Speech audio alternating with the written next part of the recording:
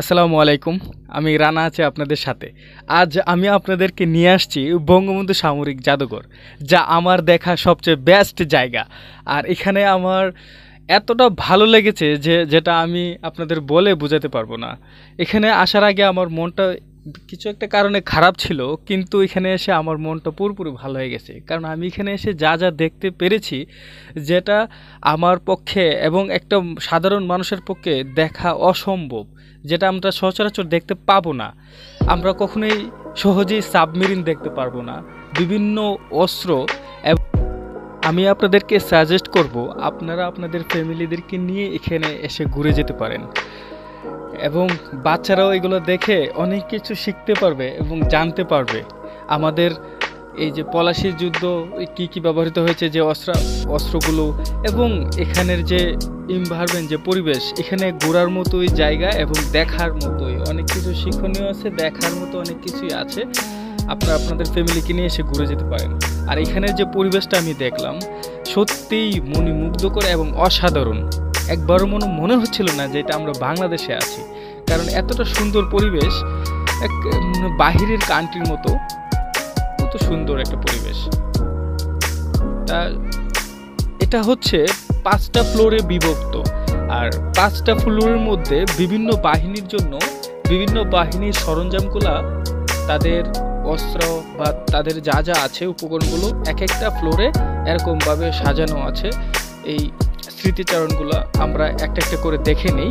শুরুতে আমরা সাবমেরিন দেখতে পাচ্ছি, নিচে এটা নৌবাহিনীর, এই ফ্লোরটা নৌবাহিনীর যত রকম সরঞ্জাম আছে বা নৌবাহিনীর যে যা যা আছে সবগুলোই এখানে, তার প্রতীক ছবিগুলা এখানে রাখা। জাদুঘরে যা যা আছে, আমরা সত্যি অসাধারণ পরিবেশ, খুবই খুবই ভালো লেগেছে আমার। আমি চাইবো যে এটা A to Z আপনাদেরকে দেখানোর জন্য। আমি এক সাইড এই গ্রাউন্ড ফ্লোরে শুরুতেই এক সাইড থেকে শুরু করে প্রথম এই সাইডটা পুরোটাই আমি আপনাদের দেখাবো। যারা এখনো আমার চ্যানেলটা সাবস্ক্রাইব করেননি, প্লিজ দয়া করে সাবস্ক্রাইব করে নিন। কারণ একটা ভিডিও তৈরি করতে কিন্তু অনেক কষ্টের ব্যাপার হয়, যেটা আপনারা দেখতে মনে হচ্ছে যে এটা তো খুবই সহজ, কিন্তু যারা তৈরি করে তারা একমাত্র বিলিভ করতে পারে, উপলব্ধি করতে পারে যে আসলে এটা এতটা সহজ না, অনেক কষ্টসাধ্য ব্যাপার। আচ্ছা, আমি এই পাশটা দেখাচ্ছি। এটা কিন্তু এই যে নিচে কিন্তু আরো, এই যে পাতালে কিন্তু আরো 2টা ফ্লোর আছে, 2টা আছে। আমি ওইটার পরে যাব, কারণ আমি যেহেতু চাচ্ছি উপরের দিকে যেতে, উপরের দিকে আস্তে আস্তে যাব। যদি সময় হয় পরবর্তীতে আবার নিচে আসব, কিন্তু এখন আমি নিচে যাব না। এই যে বাহিরের পরিবেশটা আমি দেখাচ্ছি আপনাদের, যে এটা হচ্ছে বেরোনোর যে রাস্তাটা, এটার একটা পরিবেশ। আমি এখন এই ফ্লোরে, গ্রাউন্ড ফ্লোরে যা যা আছে সবগুলো আমি দেখানোর আপনাদের চেষ্টা করব।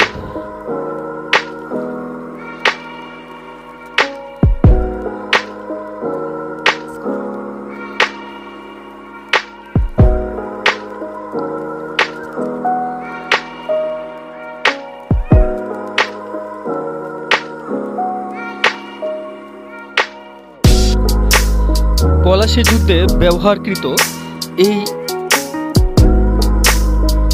অস্ত্রটা ব্যবহার করা হয়, আর এটা গোলা বারুদ। এখানে উল্লেখ আছে, লেখা আছে যে পলাশী যুদ্ধে এটা ব্যবহার করা হয়।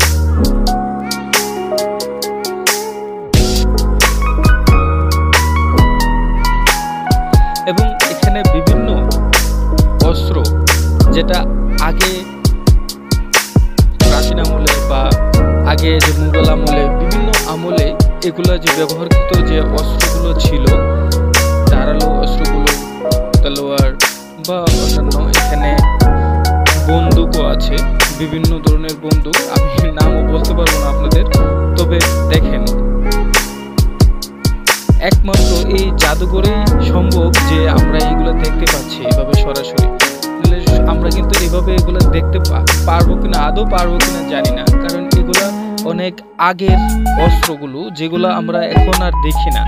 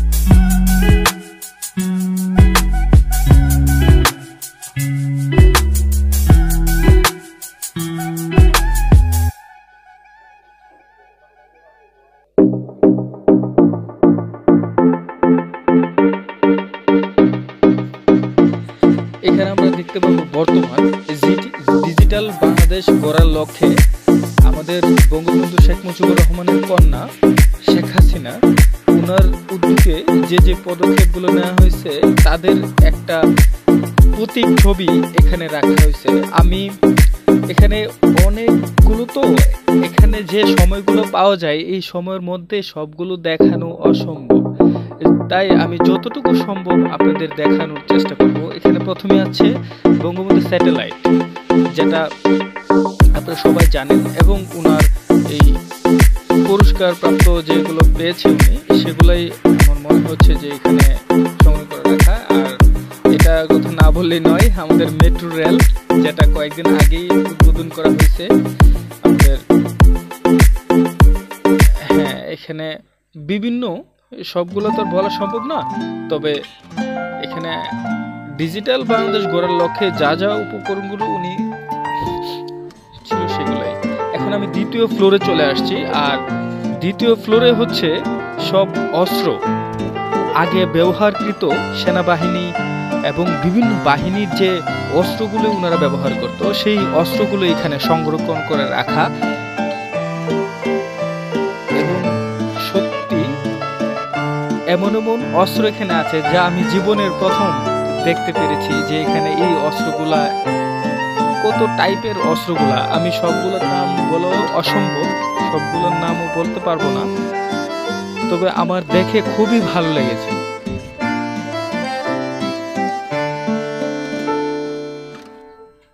এগুলো হচ্ছে বোম না, এগুলো হচ্ছে বারুদ। ইয়েস, বিভিন্ন অস্ত্রের, এই অস্ত্রগুলোর নাম আমি জানি না, এই অস্ত্রগুলোর বারুদি, এগুলা মানে গুলি যেটা বলা হয়। বাংলাদেশ সেনাবাহিনীর কথা না বললেই নয়, ওনারা কত ত্যাগ তিতিক্ষার মধ্যে কিন্তু আমাদের অনেক কিছু অর্জন হয় আমাদের। আর এখানে একটা প্রতীক ছবি, যে তারা আহত হলে কিভাবে তাদেরকে চিকিৎসার জন্য নেওয়া হয়। তা আমি থার্ড ফ্লোরে চলে আসছি। থার্ড ফ্লোরটা নৌবাহিনীর, না সরি, বিমান বাহিনীর জন্য। আর থার্ড ফ্লোরটার মধ্যে আমরা দেখতে পাচ্ছি যে বিভিন্ন সাবমেরিনের মধ্যে যে অস্ত্রগুলো থাকে সেই অস্ত্রগুলো, এবং বিভিন্ন মেশিন গান বা মেশিন, বিভিন্ন বারুদ, এবং এই যে উপর থেকে নিচটা এই যে সাবমেরিন দেখা যাচ্ছে, নিচের এনভায়রনমেন্ট, যে পরিবেশটা কতটা মনোমুগ্ধকর আর কতটা সুন্দর, যেটা আপনাদের সরাসরি আসার মাধ্যমে এবং সরাসরি দেখার মাধ্যমে সম্ভব। তাই আমি আপনাদেরকে সাজেস্ট করব, অবশ্যই আপনারা আপনাদের ফ্যামিলিকে নিয়ে এখানে এসে ঘুরে যেতে পারেন।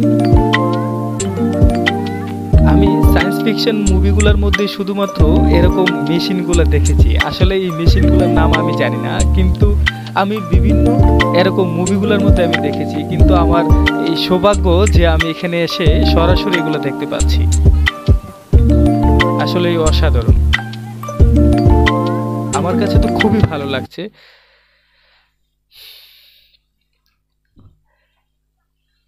এটা 3টা থেকে 6টা পর্যন্ত খোলা থাকে।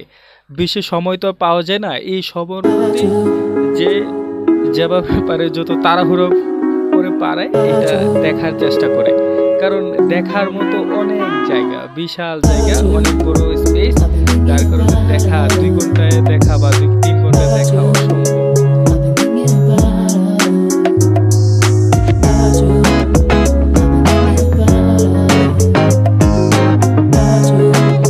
বিভিন্ন দেশের পতাকা এখানে।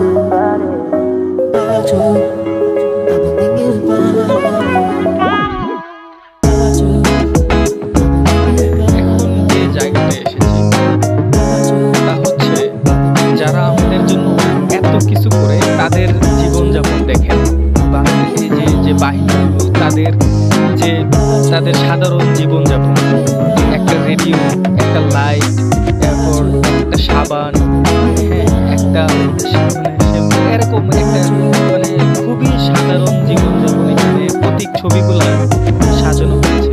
আসলে আমাদের জন্য কতটা কষ্টসাধ্য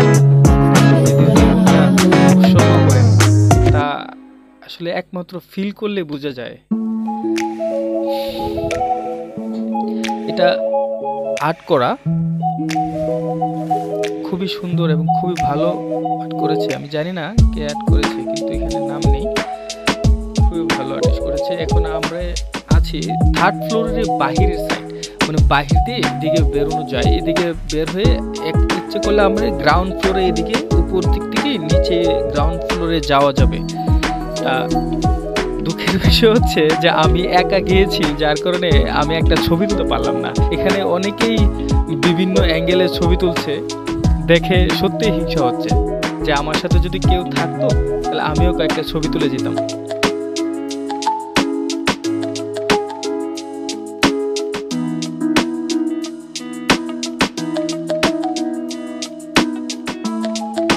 উপর থেকে কতটা দেখতে কত ভালো লাগছে। আমরা এখন নিচে চলে যাব, গ্রাউন্ড ফ্লোরের নিচে বাহিরের সাইডে কিভাবে বের হইতে হয়। আমরা কিন্তু সবচেয়ে উপরের থেকে এখন নিচে চলে আসছি। এখন আমি আপনাদের দেখাবো। এখানে কিন্তু অনেক ঘোরাঘুরির পর আপনাদের ক্লান্ত লাগবে বা খিদে লাগতে পারে, আর খিদের জন্য এখানে স্পেশাল একটা রেস্টুরেন্ট আছে। এখানে আপনার অনেক ভালো মানের খাবার পাওয়া যায়, আপনার ফ্যামিলিকে নিয়ে এখানে বসে খাবার খেয়ে দিতে পারেন। এবং এখানে কিন্তু সিনেপ্লেক্স আছে, সিনেপ্লেক্সে আপনি এই মুভি দেখে যেতে পারেন। এখানে আমি দেখেছি এখানে অ্যাভাটার মুভি চলতেছে।